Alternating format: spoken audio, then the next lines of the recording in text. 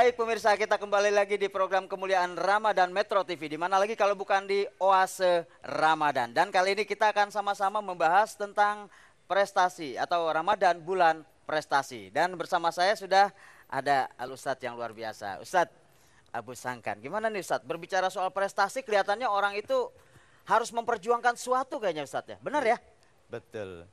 Jadi ada sesuatu yang kita pikirkan. Betul.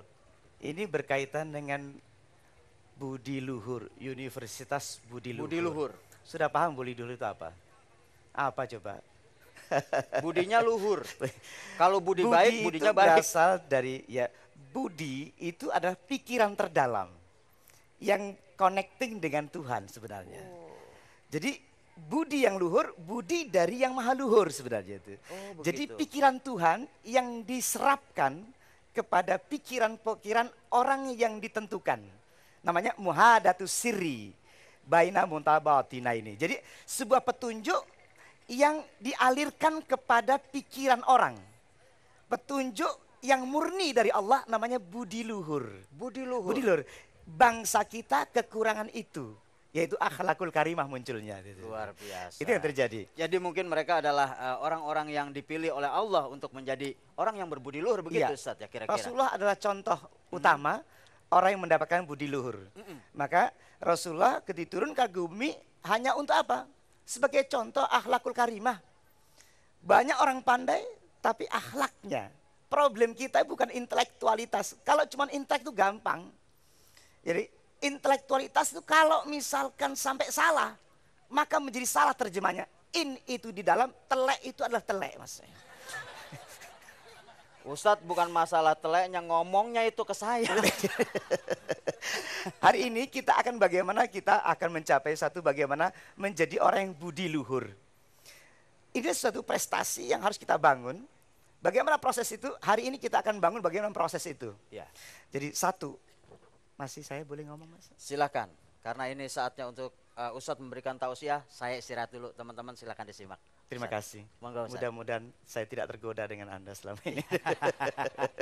Hari satu hal, kalau kita pikirkan, kita mungkin ini ada beberapa jurusan yang kita ambil, betul ya?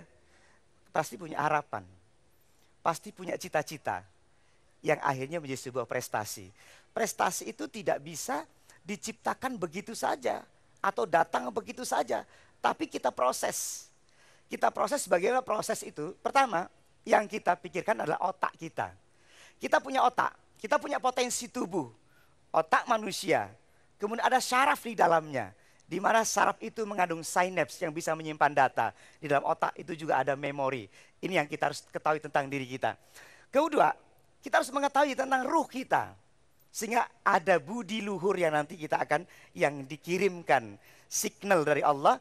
Ilmu yang kita peroleh akan menjadi sesuatu yang manfaat. Itulah kan proses prestasi. Otak manusia luar biasa. Otak itu bisa menyimpan data. Data suara.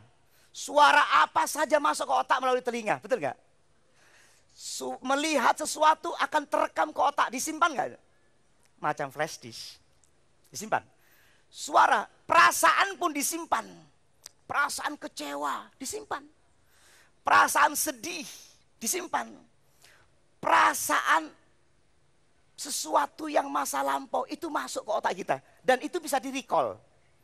Misalkan, punya perasaan the first love. Sedih. Sekian tahun yang lalu kita sudah putus. Tapi kalau lewat rumahnya, ternya itu masih ada juga. Benci tapi ada. Ngerasa ya. Perasaan sekian puluh tahun itu masih bisa disimpan di otak. Dan stimulus conditionednya adalah misalkan orang tahun yang 70 tahun ke atas dengan lagu ini pasti dia akan teringat pemirsa di rumah. Ku tuliskan lagu ini, ku persembahkan padamu. Itu langsung perasaan itu muncul lagi walaupun sudah nenek-nenek itu. Angkatan 80-an ya. Jangan nunjuk saya. Begitu lagu ini pasti teringat sesuatu masa itu. Di dadaku ada kumismu. ada hidungmu, ada kamu. Kok bisa dada ada kumisnya itu ngapain orang itu? Bisa ganti jenggot nggak? Ada jenggotmu. Ada ya. Itu Hani itu. Hari ini logika ilmu ini yang akan kita memproses diri. Selama ini kita belajar capek-capek, ya kan? Bagaimana kita mencapai proses itu? Otak kita bisa merekam dengan sangat cepat. Bukan dengan cara membaca, terkadang cara berpikir itu bisa merekam seluruhnya. Dan hari ini kita akan memulai dengan apa kita mencapai itu. Seluruh yang ada di otak kita itu akan kita bisa recall kembali. Dan hari ini bagaimana sekolah kita atau belajar kita yang mudah-mudahan dengan melakukan satu tindakan yang setiap hari kita lakukan. Prosesnya adalah pertama, mengenal diri dulu. Diri kita lihat. Otak kita lihat. Sampai kita mengetahui untuk mencapai satu tingkat, itu otak itu mesti diisi berulang-ulang. Repetition power, pengulangan. Ucapan kalimat Allahu Akbar, Allahu Akbar, Allahu Akbar, pasti direkam. Sholat juga sama. Kenapa kita tidak terbentuk karakternya? Otak itu menyimpan sesuatu yang terkesan. Kalau tidak terkesan, dia tidak mau rekam. Ketika gerakannya, gerakan pelan, kesan ini yang akan dimasukkan. Rasa tenang itu akan direkam. Rasa gelisah akan direkam. Betul apa enggak? Pernah kalau saya gambarkan hari ini, sore ini saya ambilkan peras, saya perak jeruk nipis. Di depan Anda hari ini, saya peras, ces gitu. Kan keluar tuh. Walaupun enggak makan, ya kan? Tapi ngacai. Ngerti ngacai? Ngeces. Keluar. Sekresi air liur keluar. Kenapa? Karena kita pernah menyimpan rasa kecut aja asamnya. Ya. Pernah gak Anda makan buah hanakata? Pernah? Pernah? Saya nanya, kok nanya apa? Kalau pernah bilang pernah, belum? Buah hanakata. Walaupun dicari di otak, karena itu belum diciptakan oleh Allah Subhanahu wa Ta'ala.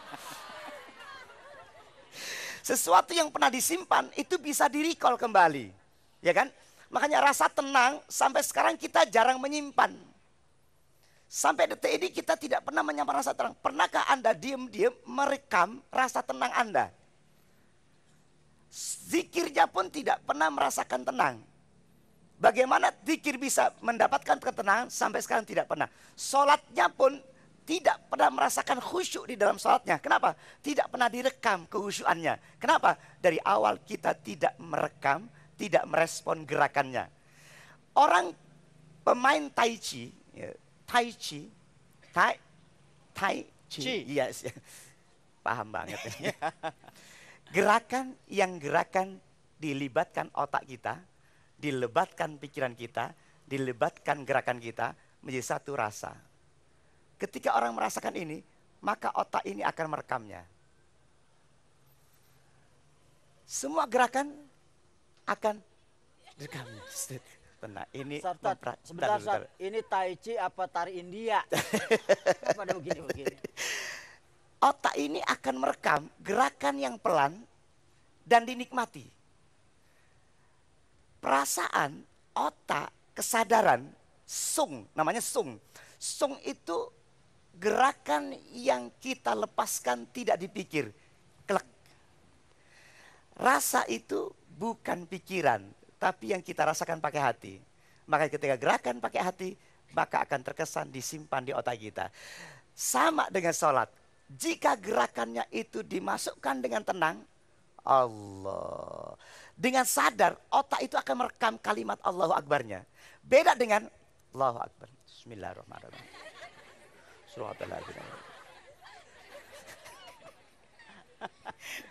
Itu was-was namanya. Itu tidak terekam dengan baik. Sama dengan tadi. Kenapa lagu-lagu lebih cepat direkam daripada belajar matematika? Betul nggak? Belajar komik itu wangel betul. Ini yang terjadi karena otak itu punya sistem reptilia dan sistem limbik. Sistem limbik itu sesuatu yang bisa Anda terima ketika orang itu menyenangkan. Orang yang menyenangkan itu, kalau ada orang tidak menyenangkan, refleks kita adalah sistem reptilia. Tek. Siapa itu? Tapi ketika Assalamualaikum. Waalaikumsalam. Pak, saya mau minta sumbangan. Oh, gitu. Kita lanjutkan. Baik, ini pembahasannya semakin menarik saja bagaimana kita menambah prestasi di bulan Ramadan, terutama tadi sudah dibahas dengan sangat luar biasa, ada repetition power, Ustadz ya. Iya. Yang kita itu harus merekam di dalam otak kita, sholat pun seperti itu. Nanti kita akan sama-sama menyaksikan bagaimana Ustadz Abu Sangkan ini menyampaikan lebih gamblang soal prestasi di bulan Ramadan ini, atau Ramadan sebagai bulan prestasi. Namun kita saksikan yang satu ini. Jangan kemana-mana, tetap di Oase Ramadan.